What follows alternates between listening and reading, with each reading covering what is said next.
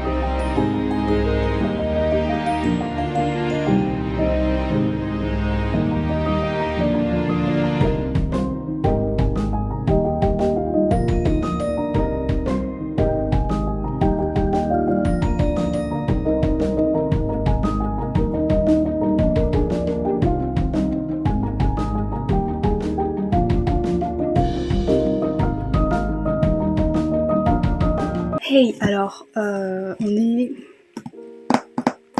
le 7 septembre, bah oui on est le 7 septembre, jour de sortie de Dark Rise. Je me suis posée ensuite à la librairie Dame Fan Bookstore. J'ai peut-être mis des clips vidéo avant ce clip vidéo, pour montrer un peu le salon de Dame Fat Bookstore parce que c'est trop mignon. Je me suis posée là-bas avec ma bro, hein, ça va Elodie. J'ai commencé, je suis à la page presque 100, j'ai presque vu 100 pages et j'ai déjà quelques petits trucs à dire, des trucs plutôt positifs. Alors au début c'était un peu difficile pour me remettre dans l'ambiance et je suis pas vraiment fan en fait de la plume de C.S. Paca. Je sais pas, il y a un truc qui coince et je sais pas, assez fluide pour moi, c'est vraiment un avis subjectif, une impression subjective, mais au niveau des mystères et tout, je suis pas totalement encore intriguée, mais quand même un peu curieuse, du coup ça va, je suis pas vraiment immergée à 100% dans l'intrigue, je suis pas 100% encore impliquée dans les enjeux et tout, mais je sens que ça arrive notamment par le biais des personnages, parce qu'au niveau des personnages on en a quand même pas mal et ils sont de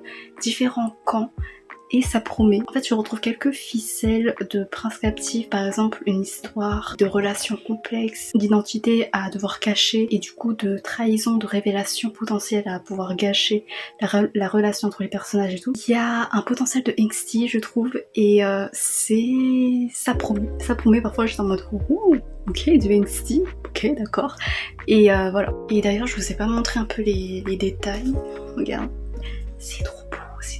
C'est magnifique. Au niveau des personnages, t'as Will, c'est un amour, en fait c'est un peu le cliché du gars qui fait passer les autres avant lui, qui a un sens de justice mais exacerbé et tout, mais je trouve que ça le rend tellement pur et là je suis dans le mood où je craque pour ce genre de personnages où j'ai envie de les adopter. Du coup lui je l'adopte à Donf, et à Donf, ouais j'ai vraiment dit à Donf, je sais pas, je trouve qu'il y avait des petits moments, ses petites répliques, son attention, sa sollicitude pour les autres au détriment de sa vie, genre je trouvais que c'était vraiment touchant et attendrissant et du coup j'étais en mode ok d'accord, tu vas me faire fondre. J'imagine que par la suite sa personnalité va s'obscurcir et va devenir plus gris, du coup j'imagine que ça va être comme ça et j'espère que ça va m'impacter et que ça va rendre compte de l'impitoyabilité de l'intrigue qui va pas forcément épargner le personnage parce que c'est ce que je recherche dans ce roman au vu des critiques que j'ai vues. T'as Violette qui est une fille, une héroïne dedans. Au début j'accrochais pas trop à son personnage mais en fait elle fait un choix qui la rapproche de Will et pour un young adulte hein, voilà ça reste un peu cliché, un peu genre façon shonen et tout,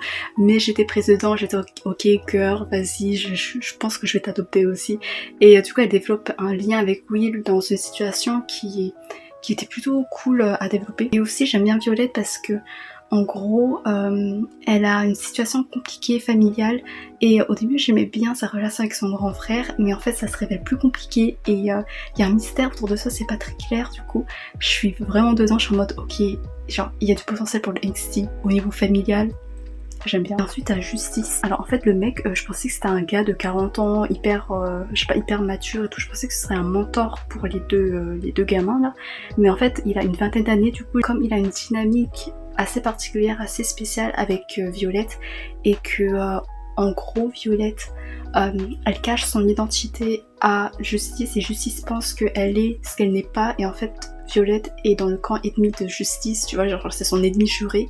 Bah j'imagine que ça fait un peu comme Laurent et Damien, genre en vrai ils sont voués à avoir un amour tragique ou je sais pas quoi et ça va développer en romance entre ces deux là et en fait genre je trouve que c'est cliché, c'est un truc avec lequel j'ai du mal et qui me blase assez facilement. Parce que j'aimerais bien que le mec c'est une figure de grand frère pour elle, tu vois. Mais j'imagine que ça va tourner en romance parce qu'à chaque fois la romance ça surpasse toutes les autres relations. Hein. Du coup voilà, ça me vénère un peu d'avance. Oui.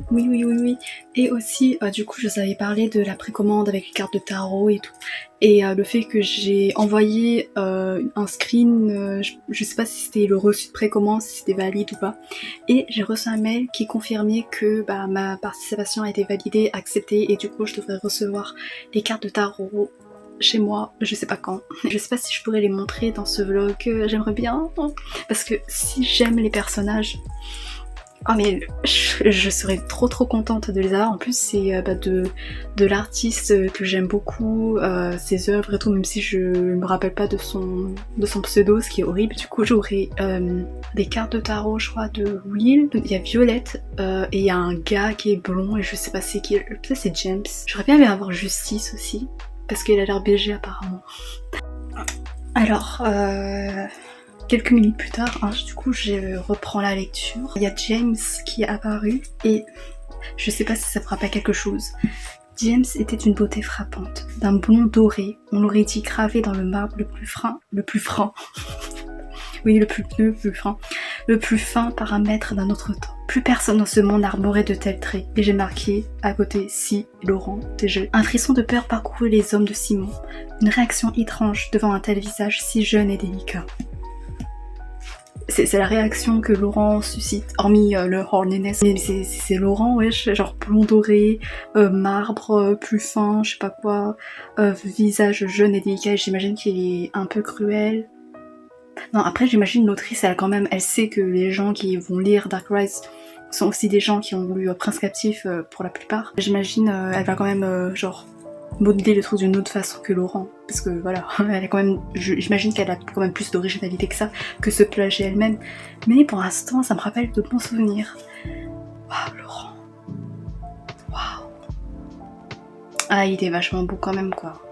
Il faut savoir un truc, enfin, non, vous n'êtes pas obligé de le savoir parce que c'est utile, mais si quand même, sachez-le, j'ai une inaptitude, une incapacité vraiment à visualiser les personnages, à leur donner des traits concrets, et parfois même je me trompe dans leurs traits alors qu'ils sont décrits 1000 fois. Tu vois, pour Laurent je pensais qu'elle avait des cheveux bouclés et c'est jamais mentionné. Voilà, et en fait je pétais des câbles quand je voyais des fanarts avec lui avec des cheveux raides, parce que j'étais en mode mais c'est pas ça, ça respecte pas, et en fait non, c'est juste moi qui s'est paumé. T'as James, il a la prestance, il a le physique, il a la réputation, l'aura de Laurent, et j'arrive pas. Vous entendez mon ventre? C'est moi qui ai faim de Laurent, il me donne... j'arrête. Et j'arrive pas à l'imaginer autrement que Laurent. Tu vois que la figure de Laurent sur la couverture de l'édition reliée, mais c'est pas Laurent, faut que je me détache de ça, sinon ça va être dur. Mais j'arrive pas. J'ai essayé de trouver des images de mecs blonds sur internet pour le superposer, mais il a des yeux d'un bleu froid, un bleu qui est froid, et c'est exactement la teinte et l'aura des yeux du regard de Laurent. À chaque fois il décrit avec les yeux d'un bleu glacial, d'un bleu froid, d'un bleu frisqué ou je sais pas quoi. Mais l'autrice elle me provoque, elle me donne des réminiscences de mon horniness pour Laurent, et là je peux pas être horny parce que le mec il a 17 ans là. Les gens dans ce tome, ça va être des gens que je vais adopter. C'est l'enfant de Laurent, voilà. Je pense. Non mais c'est Laurent en fait, parce que déjà, James il parle d'un ton faussement doux, Laurent, et surtout il dit « Quelle erreur, chaton !» Il l'appelle chaton. Je sais plus c'était quoi les surnoms que Laurent donnait à Damen, mais de façon méprisante, tu vois, genre pour le narguer. Mais il y avait chéri, et je sais plus si il y avait chaton, mais c'est un peu dans le même registre. C'est l'enfant de Laurent, mais oui. Non mais l'autrice change un peu cette épée. Mais j'imagine, ouais, je pense qu'il va être différent de Laurent, mais je sais pas comment, parce que c'est lui.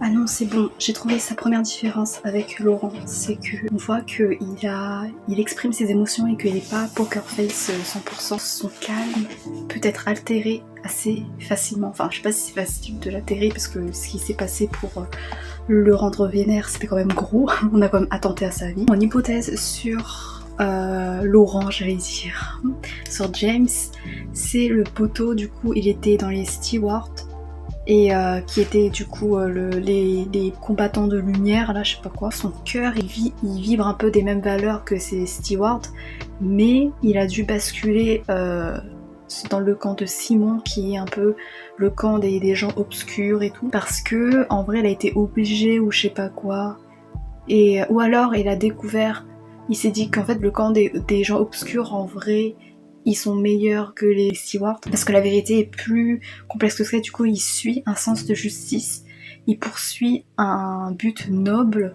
mais là il apparaît comme un antagoniste, mais en fait le twist est que en fait c'est un gentil et il a dû emprunter le chemin des ténèbres pour faire je sais pas quoi. Ou alors elle a été obligée en fait de basculer de camp et de trahir ses potes, parce qu'en fait dans le prologue apparemment il avait un lien avec Marcus qui était un Steward, et Marcus il était en mode ouais si t'as encore de l'affection pour ce qu'on a partagé ensemble, épargne-moi ou je sais pas quoi, et James il était en mode lol, et du coup ça se peut, ouais en vrai il a un attachement pour Marcus et ses potos là, mais il a dû changer de camp et en fait il souffre d'intérieur ou je sais pas quoi, et genre c'est un martyr. Voilà. Ça va être cliché ça. J'espère que c'est vraiment un bad bitch, genre comme Laurent, et que c'est vraiment un gars mauvais. Ce sera plus marrant. Il y a la pluie et il y a l'orage. C'est un délice pour lire, surtout ce genre de livre un peu dark et tout. Enfin, dark.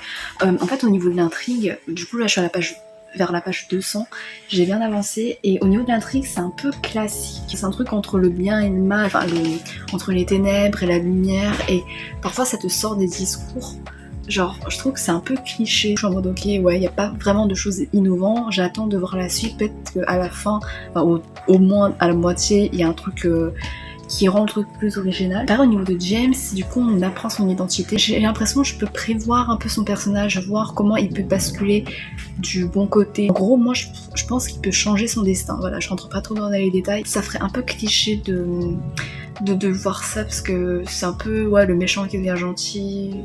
Je sais pas. Ce serait bien que le gentil devienne méchant. Non, en même temps, ça ferait mal au cœur. J'aime bien Will. Ouais, j'aime bien sa gentillesse un peu naïve, un peu très pure en fait. Et aussi, j'aime beaucoup son amitié avec Violette parce que du coup, genre, ça fait pas longtemps qu'ils se connaissent, mais ils ont quand même développé une confiance au vu des circonstances et au vu de leurs valeurs et du fait qu'ils sont déjà protégés mutuellement et naturellement au cours de leur rencontre. Ils se partagent aussi une sorte de solitude mutuelle, le fait de pas se sentir à sa place, de pas savoir où ils en sont dans le monde, de pas se sentir à l'aise dans un environnement qui leur est encore étranger. Du coup, tu sens que naturellement, il y a une amitié qui se développe entre eux et c'est trop mignon. Et du coup, genre, je suis en mode ah, bah là, je suis trop contente. Et Violette, ouais, elle est prête à s'entraîner, à se battre pour protéger Will et tout. Et je suis en mode ah, ils sont trop mignons. Surtout que je sais, enfin, j'imagine que la romance sera entre Will et James. Du coup, il n'y a pas de risque de romance cliché entre Will et Violette. Et du coup, je peux profiter pleinement de leur amitié. Et c'est trop chouette. Ensuite, je voulais parler de quelques autres personnages qui sont apparus. Alors, je pense que c'est des personnages, les gens ils vont pas trop s'intéresser, mais en fait, c'est un trio de personnages qui sympathisent avec Will et Violette. Et en fait, dans l'environnement, dans l'académie, là, Will et Violette, ils sont un peu rejetés comme les étrangers, comme ceux qui n'ont pas leur place ici. Il y a un trio qui sympathise avec eux, il s'appelle Carver, Emery et Béatrice. Et j'ai un petit crush, enfin pas crush dans le sens romantique, mais un crush de façon je vais adopter cet enfant pour Emery, parce que Emery c'est un gars qui est timide, qui est très naïf aussi, qui a une conception de l'amitié qui est vraiment très pure, en mode il va sympathiser avec Will sans prendre en compte sa réputation et les rumeurs qui tournent autour de lui. Et il est trop mignon, et du coup j'espère aussi qu'il va pas mourir et qu'il va pas se révéler être un traître en mode ouais je me suis rapproché de Will pour je sais pas, pour tel but égoïste. C'est trop mignon. Et voilà. J'ai pas peur des orages, mais celui-là, il a... Il y a aussi Cyprian, c'est le frère de Marcus qui s'est fait KO par James dans le prologue. Il est arrogant, mais en même temps, je comprends parce que bon, son frère, voilà, il est porté disparu. Mais j'ai hâte de le voir aussi être développé. Il m'intrigue. Et voilà, au niveau des personnages, c'est plutôt cool à suivre. Et voilà. Hey, on est le lendemain. J'ai continué dans la nuit, je suis à la page 300. Il y a deux sortes d'esquisses de romance auquel je m'attendais pas vraiment. Il y a une romance qui est entre deux protas et c'est une romance hétéro du coup. Moi je suis toujours d'avis qu'en fait Will il va finir avec, enfin il va avoir son truc avec James parce qu'au vu des fanarts, après ça se peut en vrai je les ai complètement mal interprétés et que c'est juste une rivalité doublée d'une tension qui fait fangirler les gens et tout, mais je sais pas, parce que j'avais vu que l'un des éléments de ce livre c'était qu'il y avait une romance LGBT, mais il y a aussi une sorte de tension gay entre deux de mes enfants. Et du coup, je suis en mode, ça se peut c'est eux, mais je pense pas parce qu'ils sont trop secondaires. Bref, je me casse la tête. Mais bon, au niveau de la romance hétéro qui s'esquisse, en tout cas, c'est une attirance entre deux protas, entre Will et une autre prota.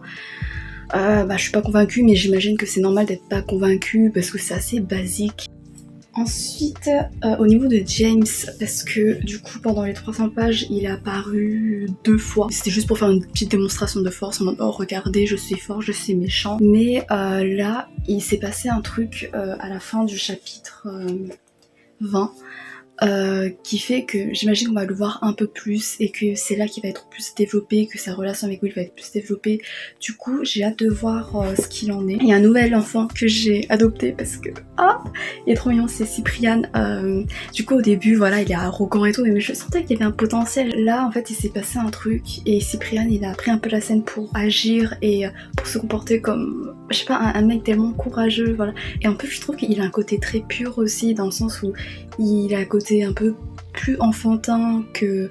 Voilà, quelque chose de assez surprenant vu la réputation qu'on avait de lui depuis le début. Je l'aime trop, j'adore, et en fait je trouve qu'il a une dynamique un peu enemies to avec Violette, parce qu'ils se chamaillent, ils s'aimaient pas et tout, du coup j'imagine ça va être un truc enemies to lovers, et en vrai ça me dérangerait pas je pense, parce qu'ils sont mignons, et voilà, après c'est vraiment pas...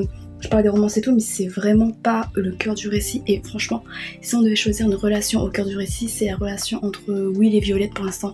Parce que leur amitié, elle me fait trop fondre. Il y a une scène avant l'apparition de Cyprian, là, genre avec Violette et Will. Et ils sont trop mignons.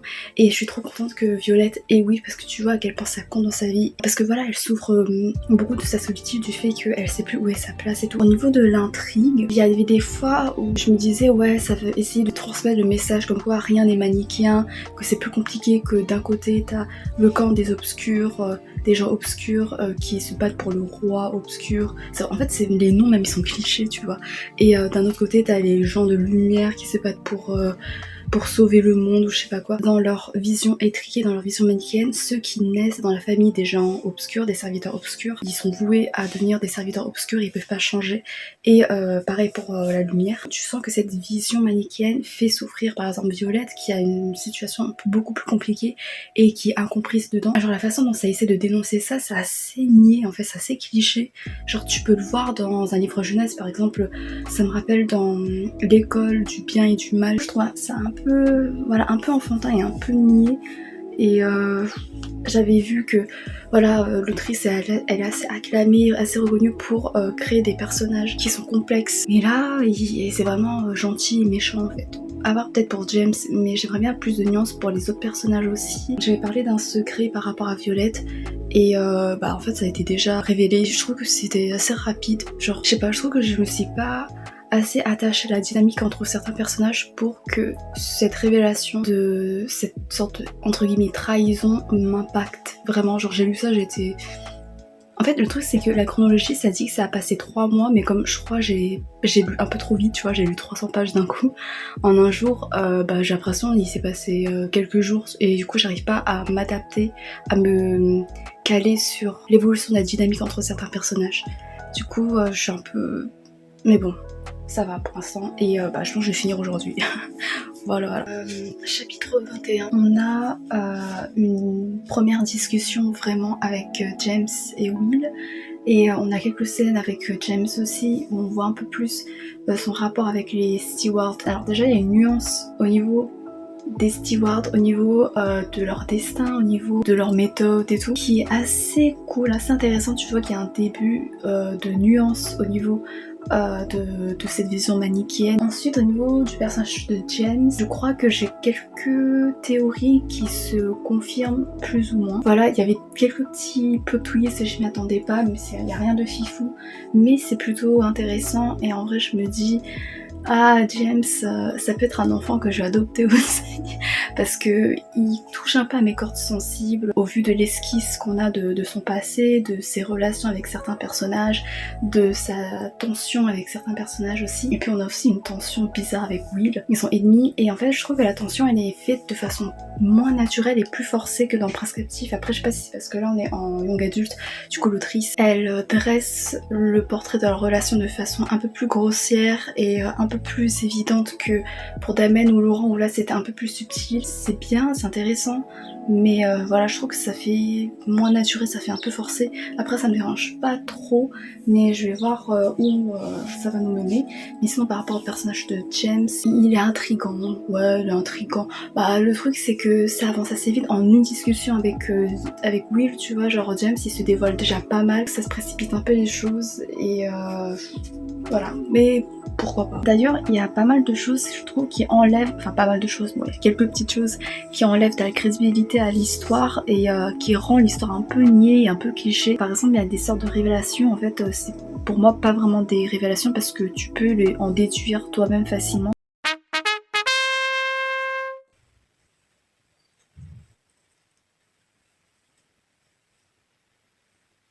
Il y avait pas mal de gens qui étaient en mode waouh, la fin elle est dingue. Du coup je m'attends à être déçue parce que bon, une fois que t'as été prévenue, la plupart du temps t'es déçue. Mais en fait, un peu plus de la moitié, il se passe quand même quelque chose de...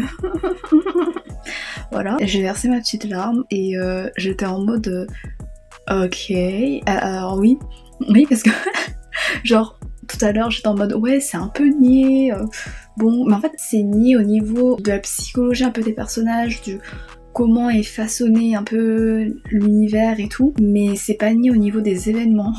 Et voilà, et je sais pas, c'est comme si j'avais provoqué le karma en disant ouais c'est niais, et là t'as Bouddha qui m'a dit tu vas voir si c'est niais ou pas, et après là il a fait un truc horrible. L'histoire elle a évolué comment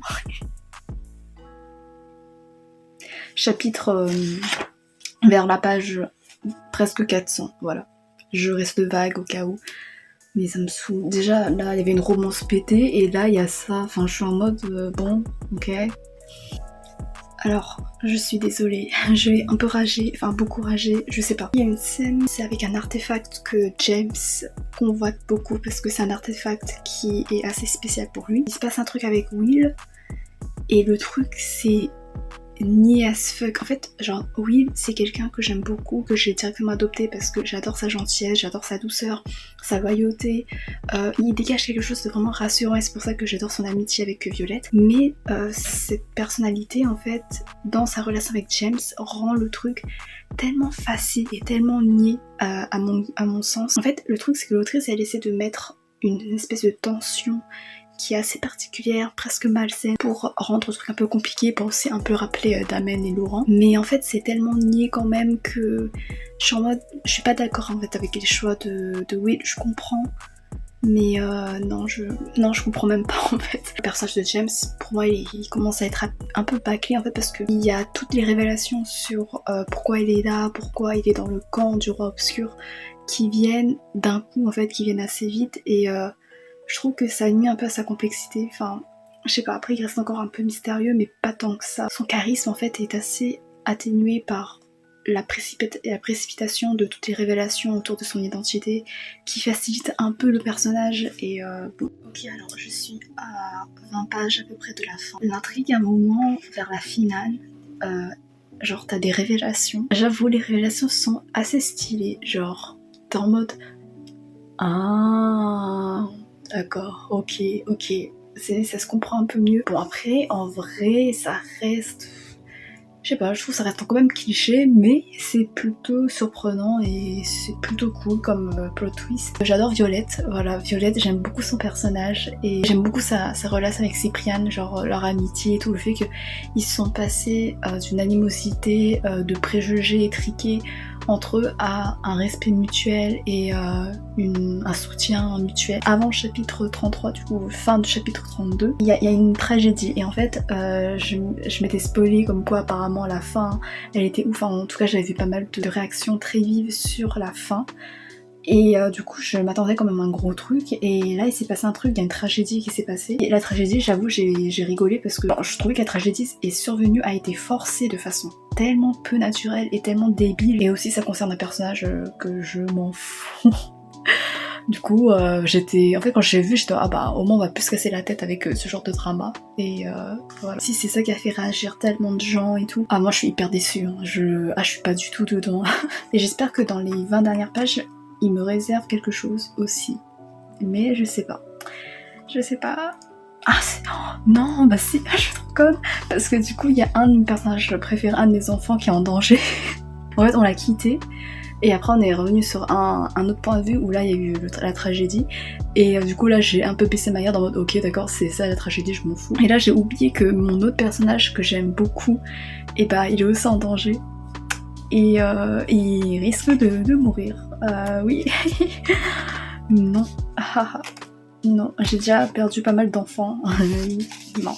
Hey, alors on est le 9 septembre, du coup le lendemain, j'ai fini hier Dark Rise. Bon bah je vais faire l'effort de résumer même si j'aime pas ça, mais bon. On se situe au 19e siècle je crois à Londres et il y a un pan de l'univers qui est magique qui tourne autour de la lutte depuis des siècles entre les Stewards qui sont des chevaliers de lumière, les chevaliers de la justice et tout qui se battent contre l'armée du roi obscur et le roi obscur qui lui il veut dominer le monde et ça fait des siècles que le roi obscur s'est éteint mais il est susceptible de revenir. En attendant il a une armée de serviteurs qui essaient de le réveiller tout en essayant de renforcer sa domination, son autorité sur le monde à travers le contrôle de l'histoire, du passé au moyen d'artefacts qu'il essaye de s'approprier et qui peut lui procurer de grands pouvoirs. Est-ce que vous me suivez? Parce que moi je me suis pas. Bref. Au milieu de tout ça, on suit Will qui est ce jeune homme là qui fuit des hommes qui ont zigouillé sa mère et après en chemin il va rencontrer, enfin en chemin par un grand enchaînement de circonstances, il va rencontrer Violette qui elle vient d'une famille assez spéciale. Cette famille spéciale est spéciale parce qu'elle est au service d'un être encore plus spécial qui est en lien avec l'armée du roi obscur et bah tous les deux ils vont se retrouver dans le monde magique là et ils vont rencontrer les Stewards, ils vont apprendre les enjeux qui en découlent de cette lutte, ils vont apprendre peut-être sur eux-mêmes aussi et sur l'identité et à côté de ça on a d'autres personnages, notamment James qui est le serviteur le plus craint de l'armée du roi obscur et voilà après il se passe des trucs et tout. Oui alors du coup j'ai dû arrêter avant, bref, j'avais pas fini de tourner et là on se retrouve quelques jours plus tard parce qu'entre temps j'ai eu la flemme de tourner et tout. Bref, au niveau des intrigues, on suit en fait des personnages au destin qui semblent déjà prédéfinis par leur héritage biologique, statut héréditaire et tout, et en fait leur identité va être compromis, va être soumise par des préjugés issus de l'histoire, du passé et c'est un thème qui est très fort dedans et on voit à quel point en fait ça réduit leur potentiel en termes de personnages, en termes d'identité, en termes de ce qu'ils peuvent accomplir. C'est quelque chose qui peut être intéressant même si en fait c'est un truc déjà vu et revu, genre t'as des personnages qui vont par exemple se révolter contre leur identité, qui vont essayer de faire bouger les mentalités archaïques et tout, mais je trouve que c'était quand même plutôt bien fait dedans et puis ça réserve quand même quelques surprises. On a une lutte entre le bien et le mal, j'aurais préféré que ce soit un peu plus nuancé, enfin je m'attendais à ce que ce soit plus complexe vu les avis et tout. Tu vois une volonté de nuancer par exemple la position des Stewards, leur méthode, mais je trouve que c'est pas assez poussé et du côté du roi obscur, bah lui il veut juste dominer le monde. Je pensais que ses intentions nous pousseraient plus à de la réflexion, à de la remise en question et tout, mais non, il n'y avait pas vraiment ce genre de choses dans le roman. Au niveau du scénario, alors en fait, le truc c'est que c'est un mélange qui me rend un peu mitigée, même si je suis quand même positive. Il y avait quelques surprises, il y avait des petits événements auxquels je m'attendais pas et tout, mais il y a aussi des ficelles scénaristiques que j'ai trouvé un peu trop faciles, un peu trop forcées. Après, est-ce que ça s'explique par la révélation à la fin ? Peut-être, tu vois, mais je trouve que c'était parfois un peu niais. C'est aussi un livre qui est bourré de plot twists, alors il y a des révélations, c'est pas original, ça m'a pas mind-blowé, j'ai pas en mode ouais mais comment l'autrice elle a trouvé cette idée, parce que j'ai quand même vu quelques genres de ces plot twists dans d'autres romans, mais c'est quand même stylé et t'es en mode ah où ça va nous mener, et en fait plus j'y pense, plus je prends du recul pendant ces jours après la fin de ma lecture là, plus je me dis oh, ouais ok, ça ressemble bien à l'autrice en fait, tu vois, parce que jusqu'ici c'était un peu niais, et il y a une certaine révélation qui change un peu tout et t'es en mode où ça va nous mener. Je suis pas aussi tendue que j'aurais voulu, mais je suis quand même très curieuse. Mais aussi il y a des révélations en fait c'est tellement bof parce que ça semble tellement obvious.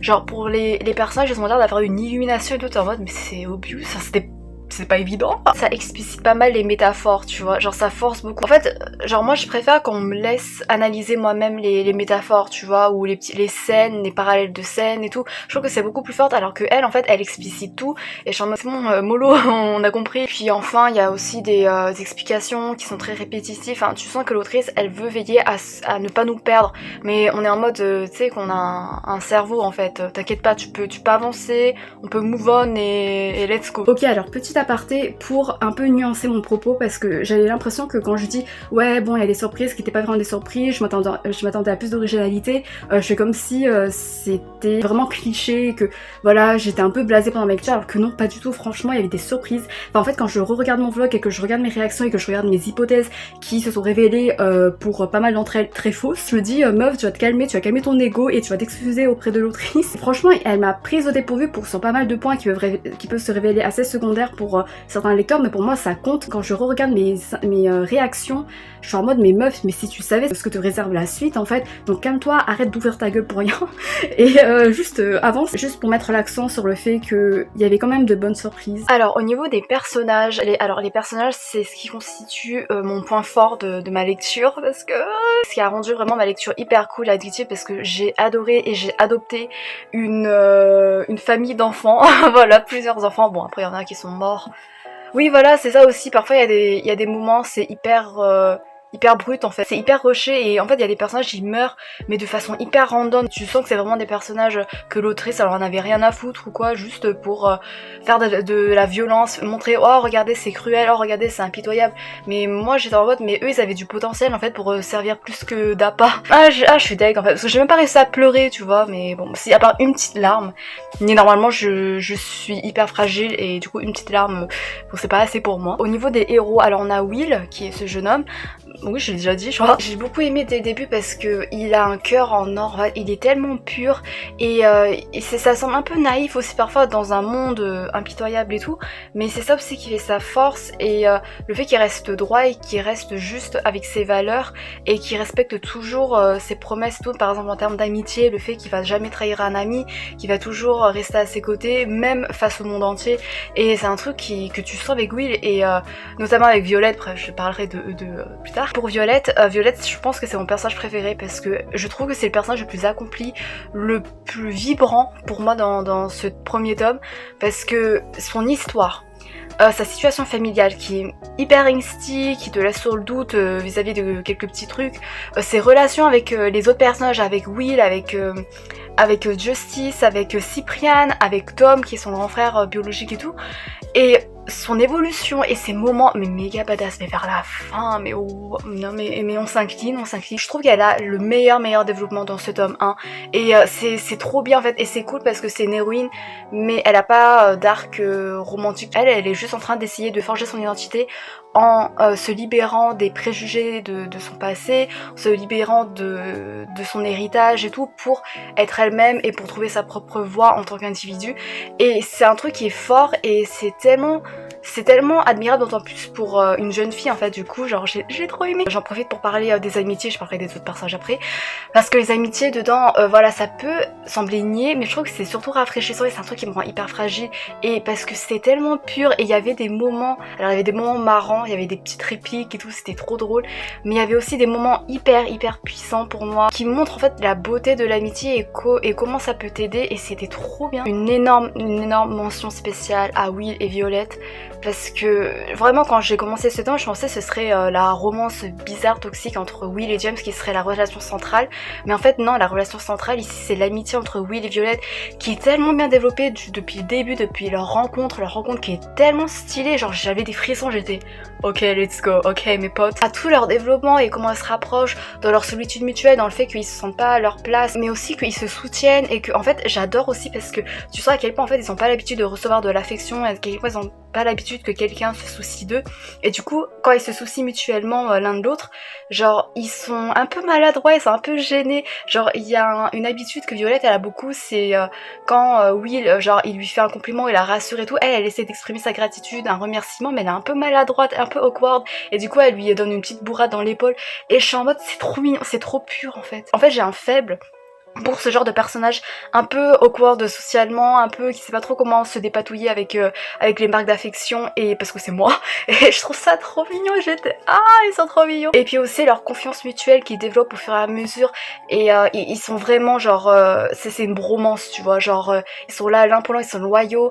La fin, un moment t'as je spoil pas hein, mais en fait ça alterne les points de vue, et à un moment t'as un chapitre du point de vue de Will et ça se finit, et en fait sa dernière pensée, sa dernière phrase, ça parle de Violette, et après t'as un chapitre du point de vue de Violette et sa dernière phrase c'est une pensée pour Will, et en fait les deux se répondent en fait tu vois, et montrent leur confiance mutuelle et qu'ils sont connectés en fait, et que c'est, pour moi c'est des âmes sœurs platoniques, voilà. James Key, non, Will et Violette, voilà. Bref, ils sont trop mignons, et du coup j'ai trop hâte pour la suite de les voir, j'espère qu'il va rien leur arriver, qu'ils vont rester toujours ensemble. Au niveau de James, j'ai fait l'erreur en fait de comparer James à Laurent. Après comment les gens qui ont lu Prince Captif et qui disent ça, comment vous ne pouvez ne pas comparer James à Laurent?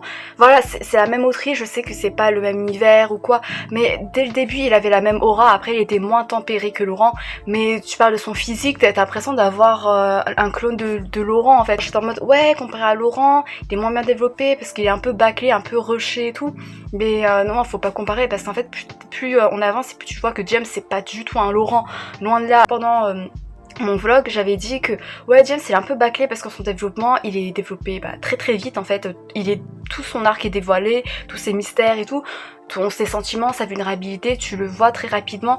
Et moi c'est un truc qui m'avait un peu dérangé parce que je pensais que l'autrice prendrait un peu plus son temps pour faire un personnage aussi charismatique, aussi mystérieux et aussi captivant que Laurent. J'étais déçue, mais en fait ça sert un but, notamment vers la fin avec James, et tu comprends petit à petit un peu où l'autrice veut nous mener, pourquoi elle a avancé aussi rapidement le développement de James.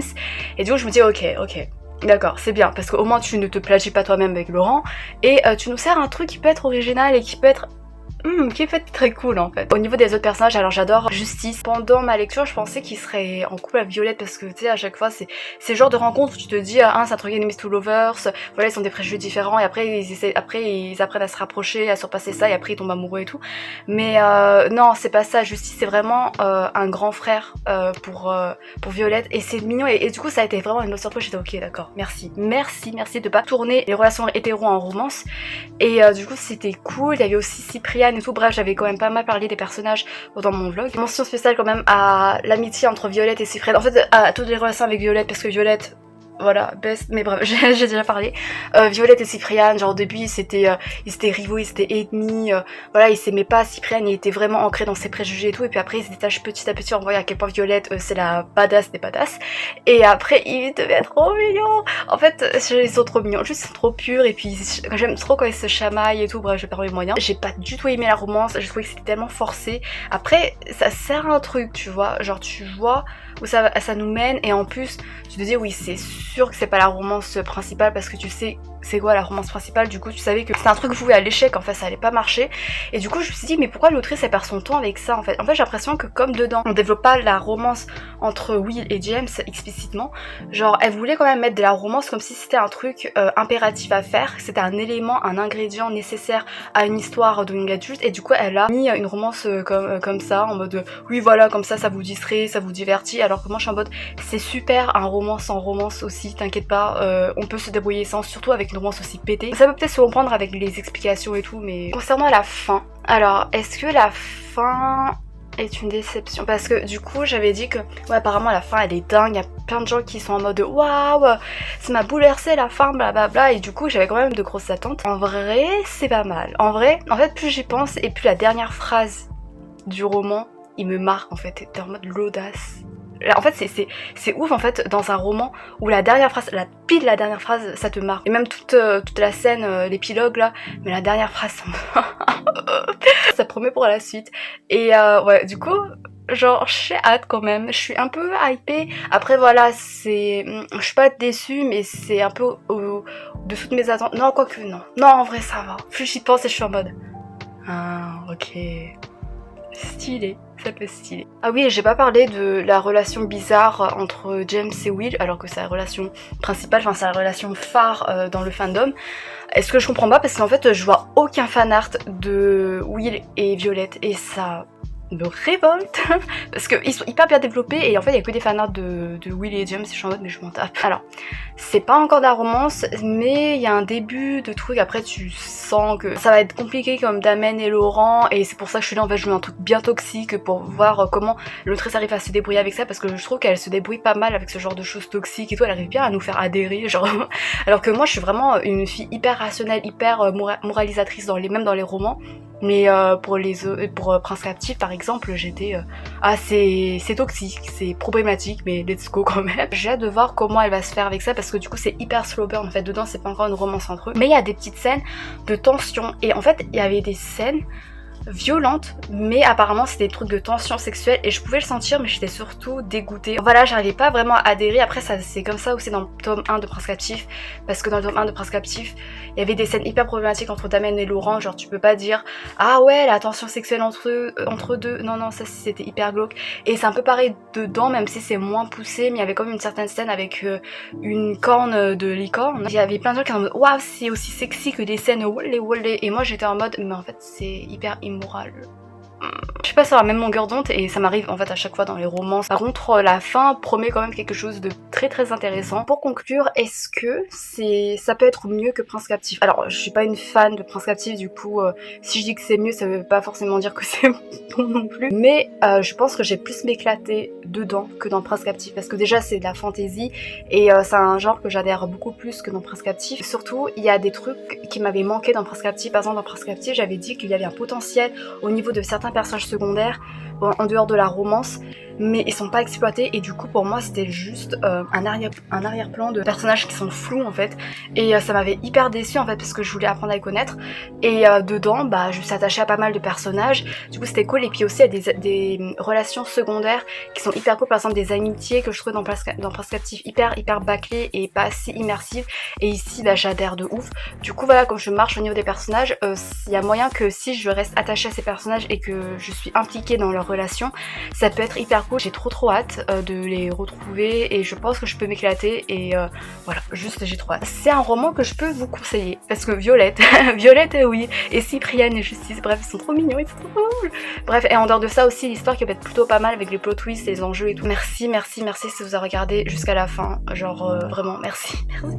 J'espère que ça vous a plu, j'espère que ça vous a un peu convaincu ou donné ou un peu titillé votre curiosité. N'hésitez pas à regarder mes autres reading vlogs aussi. Non en fait non, je sais pas, en fait moi j'hésite à vous conseiller de toute façon parce qu'ils sont un peu de mauvaise qualité. Faites ce que vous voulez et merci beaucoup, merci. Et à bientôt, peut-être, j'espère, je sais pas.